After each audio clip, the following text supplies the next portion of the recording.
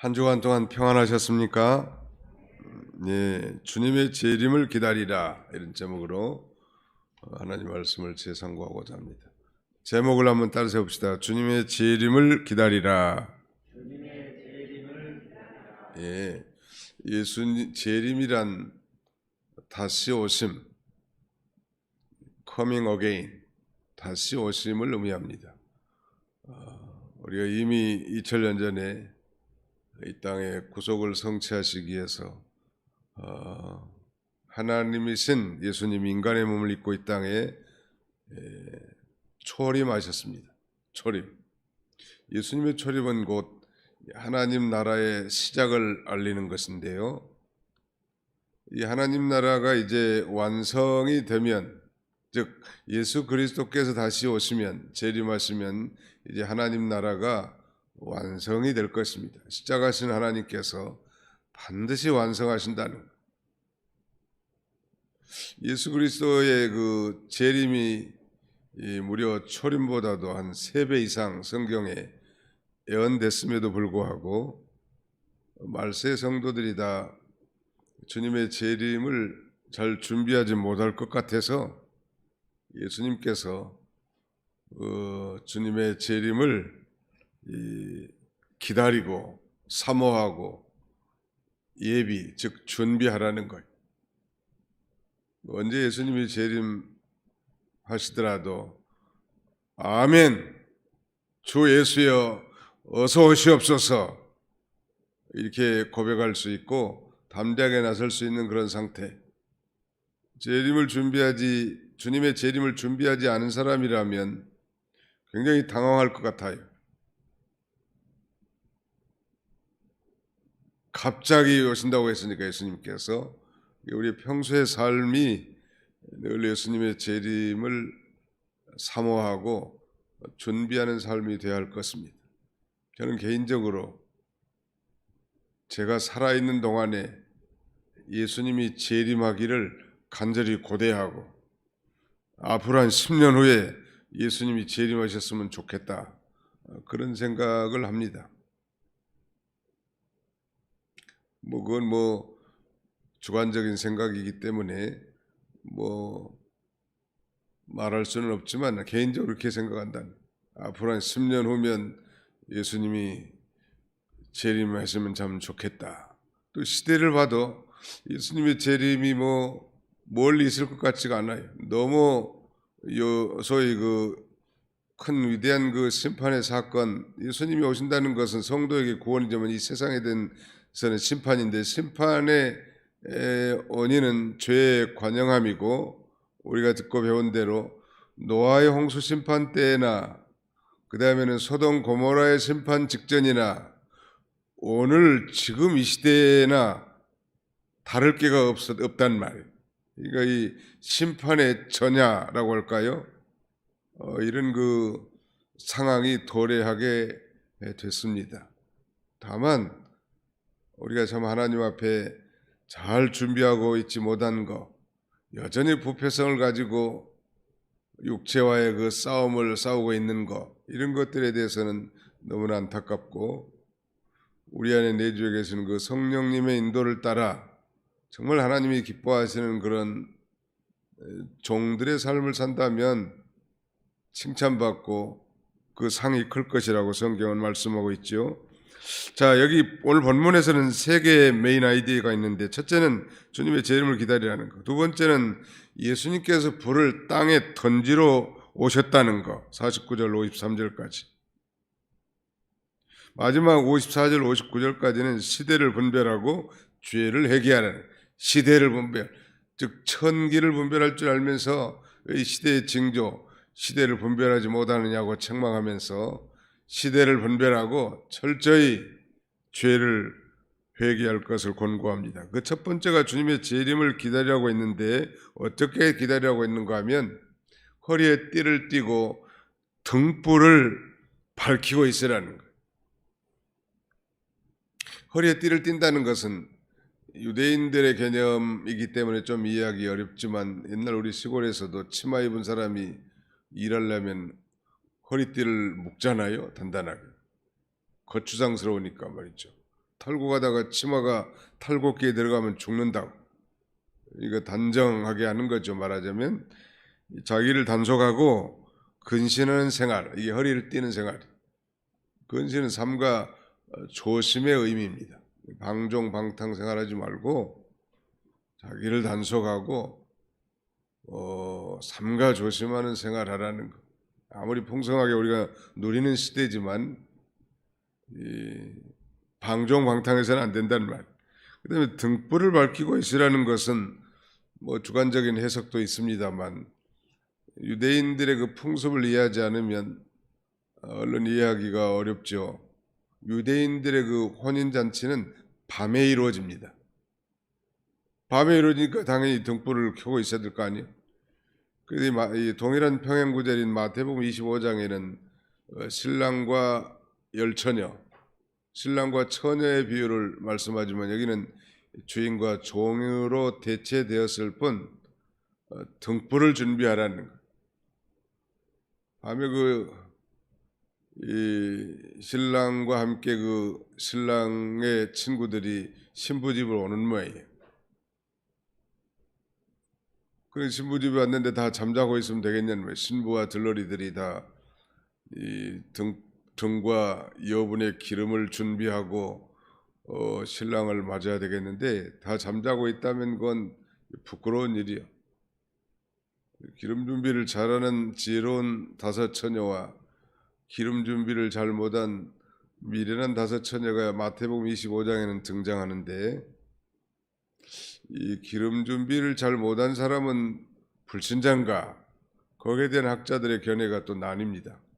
신자이긴 하나 말하자면 깨어있지 못한 미련한 처녀다. 또 어떤 이는 외적인 초청은 받았으나 내면적인 은혜, 성령으로 말미암은 중생케 하심이 과연 있겠는가? 거기에 대해서 의문을 제기한 사람도 있는데 아무튼 거기서의 그 핵심은 깨어서 예수님의 재림을 준비하라는 것이지 그런 그 강론에까지 우리가 깊이 들어가서 뭐 논쟁할 필요는 없다고 봅니다. 근데 뭐 바깥 어둠에 던져져서 슬피 울며 이를 갈미 있으리라 이런 말씀이 없는 걸 보고 또 등을 준비한 걸 보면 열처녀 가운데 다섯 처녀, 미련 다섯 처녀도 구원받지 않았겠는가 이렇게 해석하는 분은 이병규 목사님이 그렇게 해석하고 또 다른 학자는 외적인 변화와 그 신앙심은 가지고 있지만 내면적인 변화, 즉 성령으로 말미암은 중생과 그 은혜에 체험하지 못한 자다. 교인 행세를 했지만 진정한 신자로서 선한 행실을 통해서 하나님을 사랑하고 이웃을 사랑하는 삶은 아니다. 이렇게 보는 견해도 있습니다. 아무튼 이 저녁에 결혼이 이루어지기 때문에 등불을 밝히고 있어야 되는 건 필수적인 거죠. 오늘날 이 시대에는 그야말로 죄로 말미암은 어두운 시대예요. 이 등불을 켠다는 것은 너희는 세상의 빛이니라고 말씀하셨으니까 우리 중생한 영이 성령을 힘입어서 하나님의 뜻을 순종하는 삶, 이런 삶을 살라는 거죠. 우리가 다 이 죄악된 사회와 분위기 속에서 살고 내 자신도 여전히 육신의 부패성과 갈등을 유지하면서 살지만 그러나 우리 안에는 성령님이 계시고 거듭난 신자란 중생한 신자니까 일시적으로는 뭐 실패도 하고 넘어지기도 하지만 우리 중생한 영이 성령의 인도를 따라 하나님의 뜻을 순종하는 삶, 이런 삶을 사는 것이 정령 등불을 밝히고 있는 삶이라고 할 수 있을 것 같습니다. 아무튼 주님 재림할 때 깨어서 깨어있는 성도가 복되다고 했는데 깨어있다는 것도 마찬가지예요. 깨어있다는 것은 잠자는 것의 반대말이에요. 잠잔다는 것은 육신의 잠을 잔다는 걸 가리킵니다. 육신의 죄악된 삶이 잠자는 삶이에요. 깨어있다는 건 영적인 삶을 살아라. 즉 깨어있으라 이 말은 이 잠자는 상태에서 깨어있으라. 즉 육신의 삶에서 영적인 삶으로 돌이켜라, 그런 말이에요. 우리가 육신을 입고 있으면서 육신의 삶을 살지만 육신의 깊은 잠에 빠져서는 안 되고 영적인 삶을 살라는 말이에요. 반복하지만 우리 중생한 영이 성령의 인도를 따라 하나님의 기뻐하신 뜻을 따라서 사는 삶, 그게 깨어있는 삶이에요.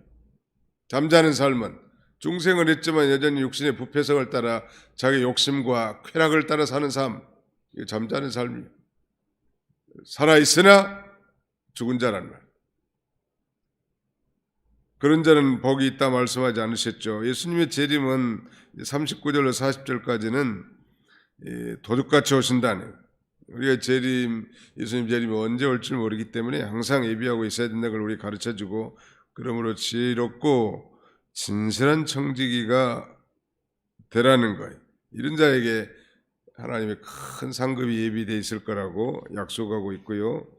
그 다음에 예수님께서 불을 땅에 던지러 오셨다는 거, 두 번째 대지인데요. 이 제자들이 여기서는 이 불을 땅에 던지러 왔다는 건 복음의 불을 던지러 오셨다.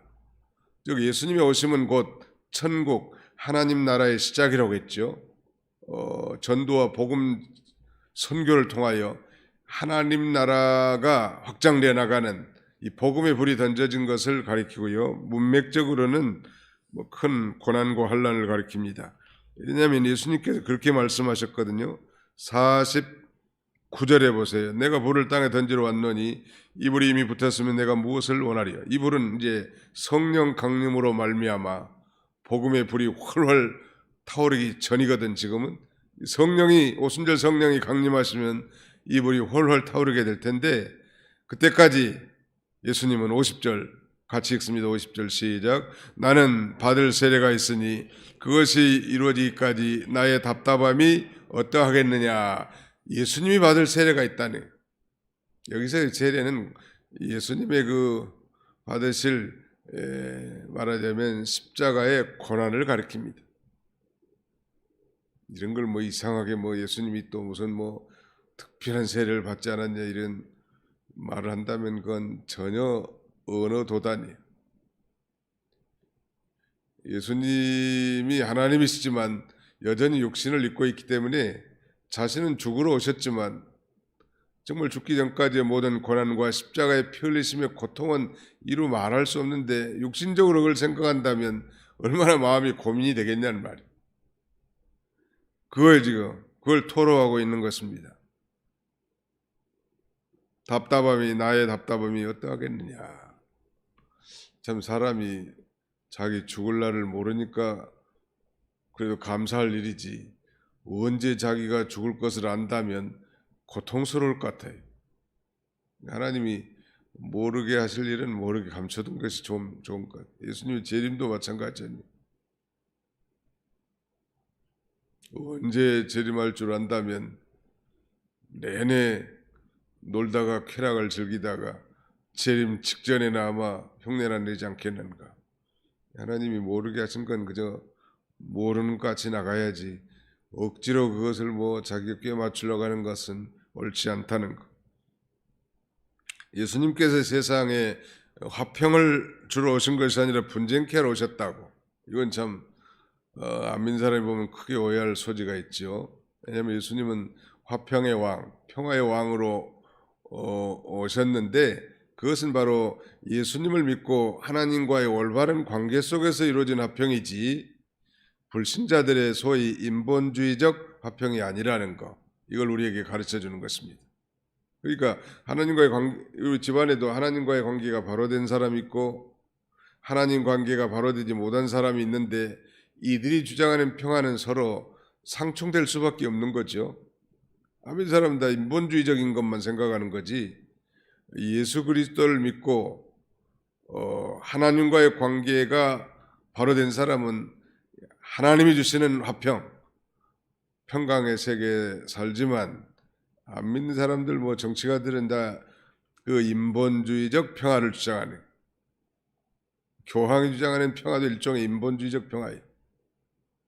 그렇게 평화가 이루어지는 게 아니라 예수님을 자신의 구주로 믿고 하나님을 아버지로 섬긴 자에게 평화가 이루어지고 그런 공동체에 참된 평화가 있는 거예요. 그래서 교회는 참 교회라면 이 평화가 강물처럼 흐르는 것이고 궁극적으로 장차 이루어질 천년왕국인 신천 신지에서는 이 평화와 공의가 온전한 곳이요. 우리가 그것을 사모하면서 나가는 것입니다. 그러므로 우리가 이 시대를 잘 분별하고 철저하게 날마다 죄를 회개하고 이렇게 주님의 재림을 사모하는 그런 저와 여러분들이 다 되시기를 주님의 이름으로 축원합니다. 기도합시다. 기도하겠습니다. 살아계신 우리 아버지 하나님께서 지난 한 주간 동안도 우리를 하나님이 지키시고 보호하시고 이 거룩한 주일 새벽 미명의 이 새벽 제단을 수호하도록 우리를 이렇게 보내주신 것 참으로 감사합니다.